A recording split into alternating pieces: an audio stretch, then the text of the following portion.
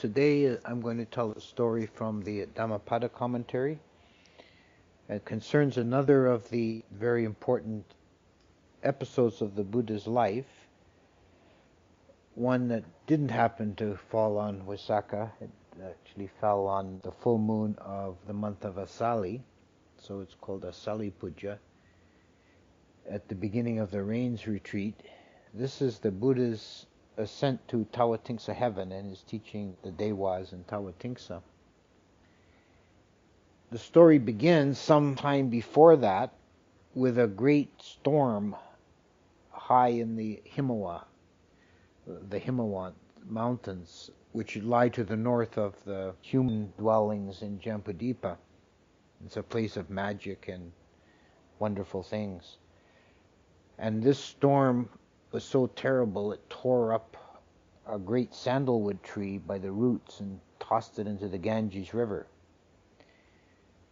And this sandalwood tree was carried down the Ganges over many waterfalls and rocky passages and beaten to a pulp and busted to pieces. And one large chunk that had been polished by the constant pounding to a beautiful red color and a smooth surface, as if it had been sanded many times, washed ashore just at the spot where the royal treasurer of one of the cities was taking a bath. And this thing washed up on shore. He saw it, what a wonderful, beautiful piece of wood. I must find something good to do with it. And he was a wealthy man and a well-educated man, and he had a rational, skeptical bent of mind. And at that time, there were many holy men and preachers and philosophers traveling around in India. And many of them were claiming to be fully enlightened, claiming to be arahant. And this treasurer thought, well, maybe I can use this to find out who is really arahant. And he had his workmen in his abode grind it and polish it and make a beautiful sandalwood bowl out of it. And he hung that on the top of a bamboo pole 60 cubits high. And he announced in the town by beat of drum, this sandalwood bowl will go to whatever arahant can manifest enough psychic power to levitate in the air and take the bowl. And we'll see who's the real deal. And all these various holy men, that they wanted to acquire this bowl, but none of them could manage to actually levitate. Although they put it about, well, we would, but we're not going to demean ourselves for such a unworthy purpose. One of them, Nagantha Nataputta, who often appears in the stories and with a slightly comic twist, he's one of these holy teachers. He cooked up a scheme with his disciples, and they went to him and a group of his disciples went up to this place where the bowl was at the top of a pole. And he said to the treasurer, he said, I would easily fly up and take the bowl, but I think it would be unseemly for me to display psychic powers like that. And so I think you should just recognize that I'm the superior one and give me the bowl. And the treasurer said, no deal, you have to fly up and get it. So then he withdrew with his disciples a few paces, and as they prearranged with his disciples, he struck this pose where he had one foot and one arm in the air, so then like Superman, up and away, and his disciples cried out, "No, master, no, don't demean yourself," and they wrestled him to the ground. But that still didn't convince the treasurer.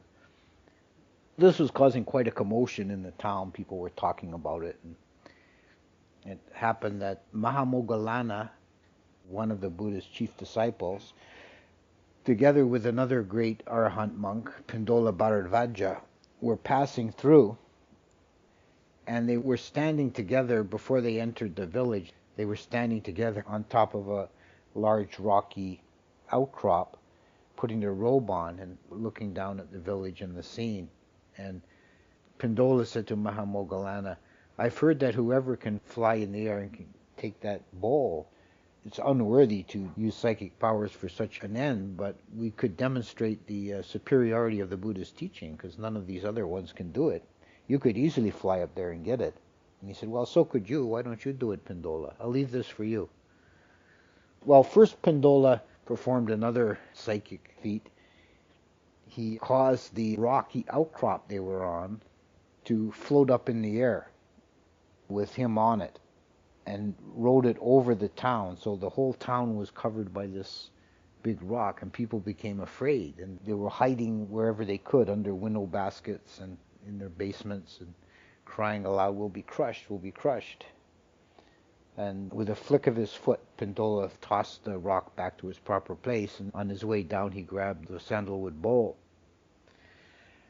So this then caused more people to talk, how wonderful, it's only the Buddha's disciples that can manifest these powers. But then the word got to the Buddha, and he called in Pindola for a dressing down. He said, is it true that you levitated in front of the multitude of people and took the sandalwood bowl? He said, yes, Lord, it is true. And the Buddha said, well, that's not the proper thing to do, and I'm going to lay down the rule now. And this is the moment at which the Vinaya rule was laid down, forbidding monks to display psychic power before the people. So the Buddha laid down the rule, monks are not allowed to display psychic powers. The Buddha didn't lay down the rules of the Vinaya all at once as an exercise in artificial rule-making. It was more like case law. It would only when things came up, when somebody did something foolish or troublesome, then the Buddha would lay down a rule. In future, that's forbidden. So now this rule was laid down. There's a bit of a digression here from the main story to talk about the future career of Pindola. He was an arahant, which means he's fully enlightened.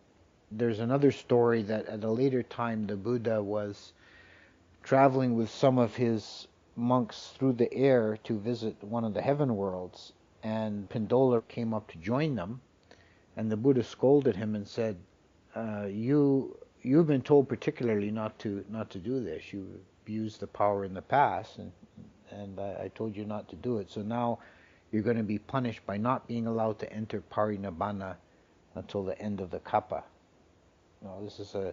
This is kind of a legendary story that's like it's outside the main commentaries. So Pindola is said to be still wandering the earth. It's like the unwilling immortal. He can't enter Parinibbana. He's still stuck in human form till the end of the world age. And they say he's living in the royal palace in Bangkok, advising the kings.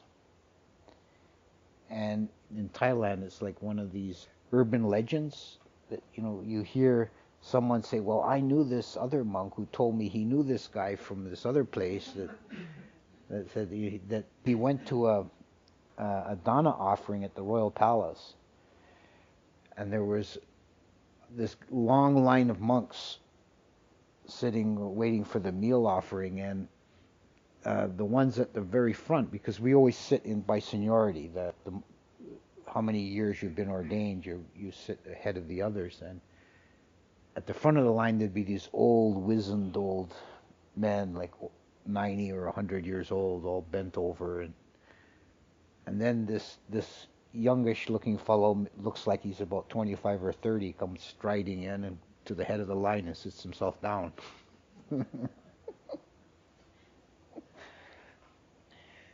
So the story so far is that Pindola has performed this feat, and then the Buddha laid down this rule. Now the heretic teachers, in their discussions, they thought that they had found a way to take advantage of the situation. They said the Buddha's disciples are now forbidden to display psychic powers. None of them will display any psychic powers, so we can work any kind of trick and we'll impress people and they won't be able to top us. So they began putting it about. The only reason that the Buddhist disciples say they've got this rule, it's because they can't do any psychic powers, but we can do all kinds of psychic powers. You should follow us. And the Buddha was talking with King Bimbisara of Magadha, and King Bimbisara reported this to him, that this was going around the town, and the Buddha said, well, tell the people that in 3 months' time, in the town of Sawati, I will work a great psychic miracle. And King Bimbisara said, but sir, I thought you laid down a rule. He said, and the Buddha said, I laid down this rule for my disciples, not for myself. And King Bimbisara said, well, is that right? And the Buddha said, let me give you an analogy, because sometimes people understand well from an analogy. You're a king of a kingdom that stretches over 20 yojanas, and here in Rajagaha you have a palace and a royal garden, and in the garden there are mango trees. What would happen if some people from the town come into your garden and start gathering the mango trees? Well, I'd have them punished, I'd have them flogged, I'd have them thrown out. But you can have the mango fruits anytime you want, can you not? Yes, of course. They're mine. I can have the mangoes anytime I want. The Buddha said, well, you rule over a kingdom of 60 yojanas, but I rule over 10,000 world systems. And my authority extends this far, and it is for me, this working of psychic powers in this dispensation, I reserve for myself. And you can tell the people that in 3 months' time at Sawati I will perform this great miracle. Sawati was a good distance away, and the reason the Buddha did that was so there would be sufficient time for people to assemble. And he began the next day walking towards Sawati. And the heretic teachers were now upset, but they said they couldn't give up trying to refute the Buddha, so they followed behind. And they were always like a half a day walk behind the Buddha. And they put it about that the Buddha and his disciples are scared of us. You see, they're always running away from us. And eventually the Buddha reached Sawati just before the beginning of the rains retreat.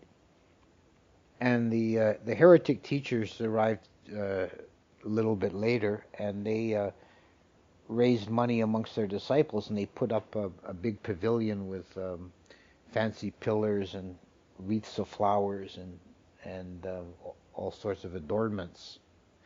And they said, here we shall work our great miracle. And the Buddha announced that in 3 days' time he would work his miracle beneath Ganda's mango tree. So when the heretics heard this, they scurried about and they uprooted and tore up every mango tree for a yojana around, so that there would be no mango tree for the Buddha to work his miracle under. And then 3 days passed, and the morning of Asala Puja, the king's gardener, whose name was Ganda, was out doing some work in the garden, and he came across a ant's nest. And these red ants in the tropics, they make these balls of leaves.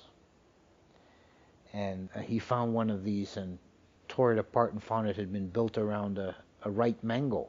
And he said, I shall take this for the king's breakfast.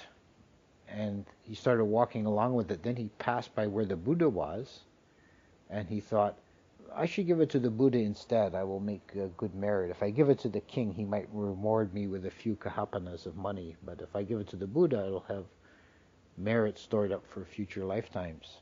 So he offered it to the Buddha, and the Buddha passed it on to his attendant Ananda, and told Ananda to cut it up and make a drink out of it. So juice it up, so Ananda, mashed it up and mixed it with water, made a drink for the Buddha. The Buddha drank it, and then he said to Ganda, who was still there, the gardener, he said, take the mango seed and plant it there. And Ganda planted it in the ground, and then the Buddha had Ananda wash his hands, pour water over his hands while he rinsed his hands off. And the water, as soon as the water hit the ground where the mango seed was, it began to sprout. And within a few minutes, it was a full-grown, gorgeous, huge mango tree. and full of fruit. And the Buddha allowed for the monks and the people to come and take some fruit if they wished. And some people, after they'd eaten their mangoes, they pelted the heretics with the mango seeds and said, "Ha ha, you're foiled." And Sakka, the king of the gods, he saw what was going on, and he told Wesakamma, the architect or the builder of the gods, to make a pavilion for the Buddha and his disciples. So they made it a bigger, more beautiful pavilion for the Buddha. Then he had the wind god, Walahaka, blow a huge storm and tear up the heretics' pavilion and scatter it and cover the heretics in dust, and they ran away all like dirty and dusty and unhappy. And as they scattered, one of them, Purana, came across one of his disciples was coming to see the miracle he was expecting Purana would work, and he was walking along coming back from work, and he was carrying a heavy iron pot and a coil of rope, and Purana said, "Give me those things." And he said, "Well, I come to see you work a miracle." He says, "Fight with the miracles, just give me those things." And he took the rope and tied it around his own neck and tied the other end on the pot and threw it into the pond, and thus came to his end. Now, back at Ganda's mango tree, the Buddha was waiting for the right moment, and people were gathering from all over to watch this feat, as well as Dewas from 10,000 world systems were assembling, expecting what will the Buddha do. And the Buddha had a circle around him of some of his disciples, and he said, "If I were to allow any of you to work the miracle instead of me, what would you do?" And various ones of his disciples spoke up, both monks and lay people. There was a lay woman who had third stage of enlightenment, an anagami, who said that if she was to work a miracle, she would fill the whole world up to the world-circling mountains with water, turn herself into a water bird, and appear here and there in the far north and the far west and so on. And the Buddha said, "Okay, anybody else, what would you do?" And there was a little novice, 7 years old, who said, "Well, if I was asked to do the miracle, what I would do is I would turn myself into a giant form of a Brahma god, and I would stomp on the earth and cause a great earthquake." Okay. And he asked various other ones what they would do, and there was a little girl novice who said she would take Mount Sinaru and Ugandara Mountain and Himalaya Mountain and set them up in a row and turn herself into a bird and fly around them. After asking various people, then he asked, the master of psychic powers, his chief disciple Moggallana, "What would you do, Moggallana?" Moggallana said, "I would take all the people off the earth and all the beings, the people and animals, and put them in the palm of my hand so they'd be safe, and then I'd turn the earth over so that they could see the underside and eat the nutritious essence that is there." "Is there anything else you could do?" "Well, I could take Mount Sinaru and use it as a sunshade and walk about to and fro. Or I could grind it between my teeth like a kidney bean." Okay, I'm sure that would be very impressive. This great miracle is for me alone to perform. Just as in the past, I alone could bear the burden. And then he told a Jataka story of when he was, in previous lifetime, many aeons ago, he was a black bull who had been adopted by a farmer when the bull's mother was killed in a storm, and the farmer took in the bull and he treated it very well and spoiled it. It was like a pet. So there was a great affection between the farmer and the bull. When the bull became full grown, he thought, what can I do for this farmer to help him?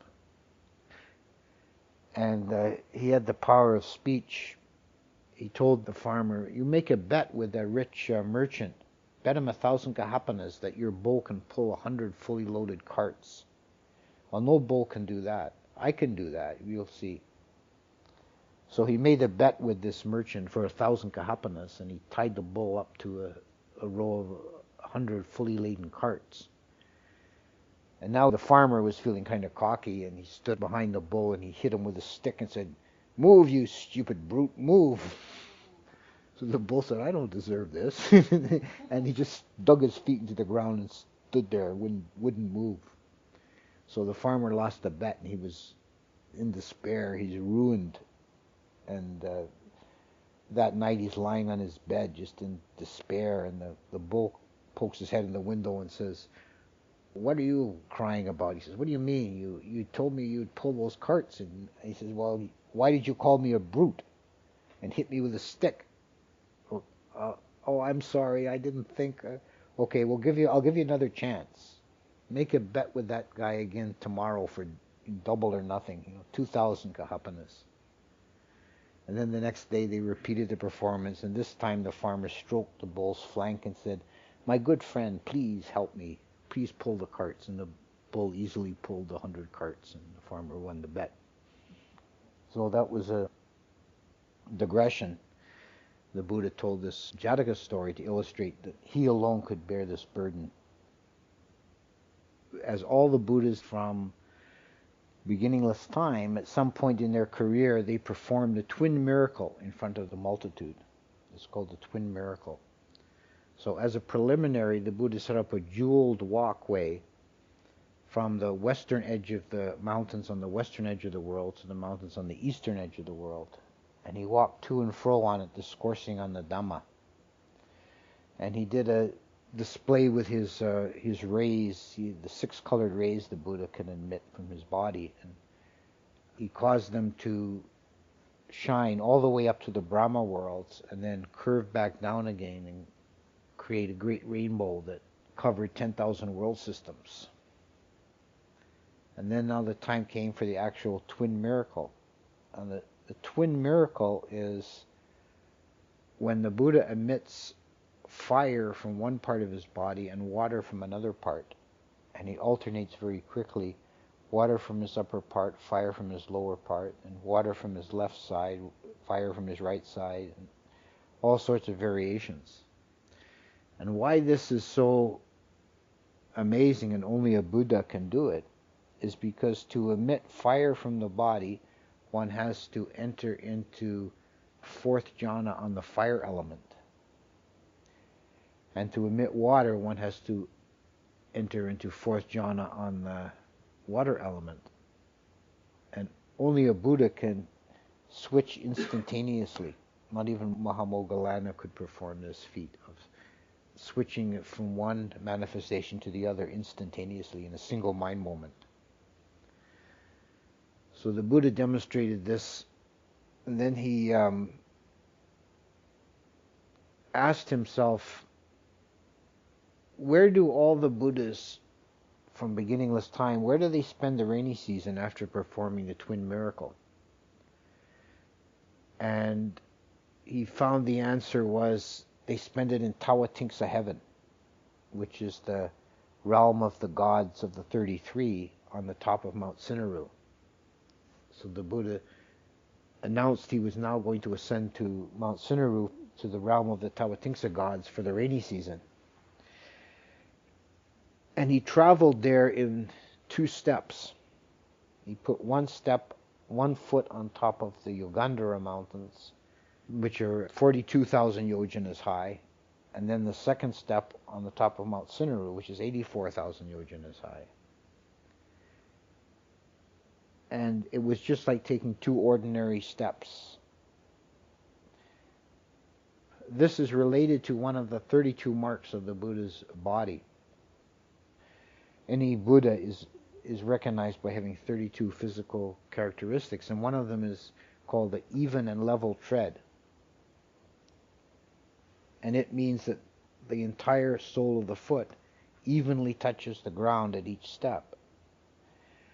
So on a very superficial level, it means he's flat-footed. His sole is completely flat.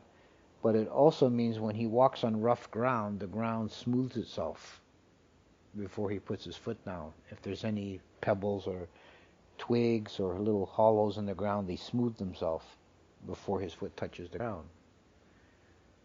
So when he cast out his foot with the intention of stepping it on the Mount Ugandhara smoothed itself down to be under his foot. And then it rose up to its natural place, and he took the second step to the top of Mount Sinaru. So once he got up to Mount Sinaru, he was greeted with great rejoicing by the gods. And Saka, the king of the gods of Tawatingsa, he rules from his throne, which is a great block, 60 yojanas by 40 yojanas, a great block of golden colored rock under the great Parichataka tree. And it's at the very summit of this earth system is the throne of Saka. And Saka wanted to offer the Buddha the honor of sitting on his throne to teach, but he thought to himself, these humans are so small. The gods are 3 gawutas tall, which is 3/4 of a yojana. So by our reckoning, they're 8 kilometers tall. So the Buddha is like a tiny little ant relative to the gods. And the Buddha knew the thought in Saka's mind. And to put his mind at ease, he took his outer robe, his sangati, and he threw it over the throne, and it just fit. And then he climbed onto the throne, and he just fit perfectly. It was not a problem. And the Buddha's intention of going to teach at Tawatingsa was mostly to honor his mother, who had died 7 days after his birth and been reborn as a Dewa in Tusita heaven, which was 2 heavens up from Tawatingsa. So she descended from Tusita heaven to Tawatingsa to listen to the teaching, and she took the seat of honor at his right side. And deities came from 10,000 world systems to assemble to listen to the Buddha's teachings. There's one story about 2 deities in particular amongst the first to arrive, Ankara and Indaka, and they both took seats near the Buddha. But as other deities arrived, and the deities arranged themselves in order of, not in order of seniority like the monks, but in order of merit. So that as more meritorious ones came, the less meritorious ones, the ones who had made less good karma in the past, they were pushed back. And Ankara kept his place close to the Buddha, but Indaka kept losing his seat and going further and further back. And the Buddha took this as an opportunity to make a little point about making merit. And he asked them to tell their stories of how they had made their merit to become Dewas in the first place. And Indaka had, in a period between Buddhas, he had lived as a human, and he had dedicated his life to making food offerings to anybody, any passers-by.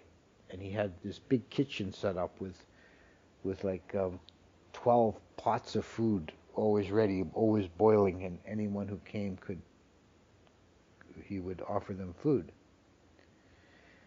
And Ankura, the one who kept his place close to the Buddha, he had been a human being more recently during the dispensation of the Buddha, and he had at one time given a single spoonful of gruel to Anuruddha, one of the enlightened Arahant monks. And the Buddha said this is an example of the power of the merit made.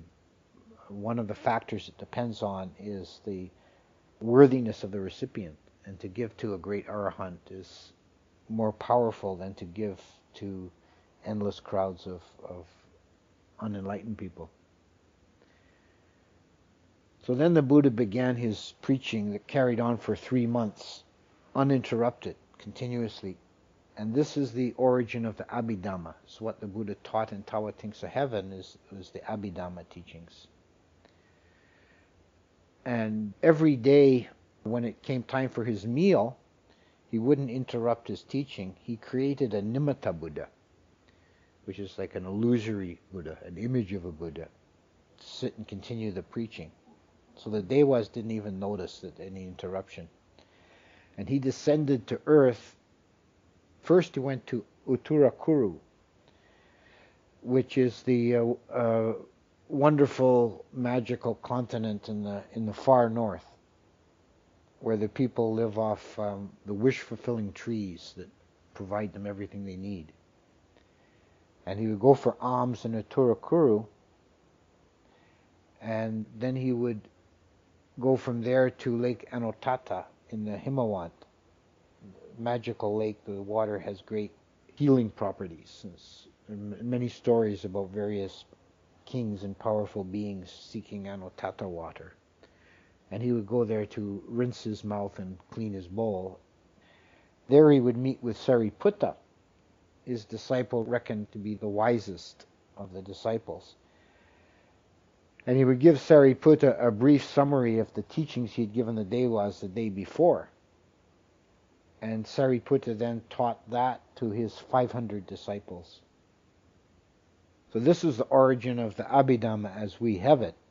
It's the brief synopsis of what the Buddha taught the Devas as passed on to Sariputta. The 500 disciples of Sariputta, who were you could say the first school of Abhidhamma, they had been in a previous age, under the dispensation of Kassapa Buddha, they had been bats, 500 bats living in a cave, and 2 bhikkhus were staying in that cave for the rainy season, and they were, part of their practice was they would do walking meditation while reciting aloud from the Abhidhamma. And the bats heard this. They didn't understand human speech, but it moved something in their hearts, and when they died, they were all reborn in better conditions, and eventually they spent some time in the heavenly worlds, and they were eventually born as human beings at the time of the Buddha and Sariputta, and they became Sariputta's disciples. As the rainy season drew close to an end, all the people were still gathered at Savatthi. They had said they weren't going to leave until they saw the Buddha again. And they asked Moggallana, "Do you know when the teacher is coming back?" And Moggallana says, "Well, I don't know exactly. He said he'd be back at the end of the rainy season. I'll go and ask him."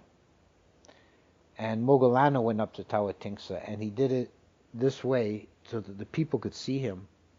First he dove into the earth, under the earth, and then he rose up through the center of Mount Sinaroo, and he did it so that the people could see him as a golden thread rising up in the mountain. And when he reached the top of the mountain, he went to see the Buddha, and the Buddha said, "Yes, the rainy season ends in 3 days, and then I shall return to earth. Where will you alight on the earth?" And he said, "Where now is the elder Sariputta? He's residing at Samkasa, the town of Samkasa." "Well, that's where I shall come down." "Well, Lord, the great multitude of people are gathered at Savatthi, and it's in 3 days they can't make a 100 yojana journey to Sankasa." And he said, don't trouble them with that. Just tell them to set out on the morning of the end of the rainy season. Tell them to set out just as if they were going down the street to the next building, and they shall soon be at Sankasa. And then when the day came for the Buddha to leave the Tawatingsa heaven, Sakka prepared for the Buddha's descent. He prepared 3 staircases. The one in the center was jewels, the one on the right was gold, and the one on the left was silver. And they went all the way down from Tawatingsa heaven down to the foot was at the town of Sankasa in India. And the Buddha took the center staircase. The Devas descended on the right-hand golden staircase, and the Brahma gods descended on the left-hand silver staircase. The Buddha stood at the top of the stairs, And he looked up and he could see all the way up to the highest Brahma world. He could see all the 9 levels of Brahma gods. And he looked down, he could see all the way down to the lowest hell realm. And he looked to the right and the left and the fore and behind, and he could see all the other world systems, 10,000 world systems arrayed around. And he made it so that all the people assembled could see the devas, and all the devas could see the people. And he began to descend the staircase. And on his right-hand side was Panchasika, and on his left was Matali. These are 2 famous Gandhabas, heavenly musicians. Panchasika playing his vina, and Matali throwing flowers. Panchasika's vina, a vina is a stringed instrument, something like a sitar. And this had originally been Mara's. Mara had followed the Buddha for a year after his enlightenment, hoping to find some flaw, and then he gave up in despair, and he was so broken that he dropped his vina before he disappeared. And Saka immediately snatched it up and gave it to Panchasika, his minstrel. And this wonderful vina has all kinds of magical properties. If you sound a string on this vina, it can continue the note for a full month. Matali is the charioteer of Saka. And Suyama, the king of the Yama gods, stood behind the Buddha as he descended, fanning him with a yak-tail fan. And Mahabrahma the Great stood behind, holding a white parasol over the Buddha. The white parasol in India was a symbol of sovereignty. It's kind of like in European royalty they have the crown, and Indian royalty they have the white parasol. It's a sign of the king's majesty. On state occasions, the king of Thailand still has the parasol held over his head. So the Buddha descended to the bottom, and all the people had arrived, just as he said. Miraculously, the journey was shortened, and they were all there to greet the Buddha when he descended from Tawatingsa heaven. And that spot was later marked with a great stupa. And this image of the Buddha descending on the jeweled staircases is one of the favorite motifs for art in Buddhist countries. They have it allows for a great elaboration of detail. You can have the devas on one side, the brahmas on the other, and all the jewels and parasol and so on. I've seen some really gorgeous wall paintings of that image. So that constitutes the story of the Buddha's teaching in Tawatingsa and the beginning of the Abhidhamma.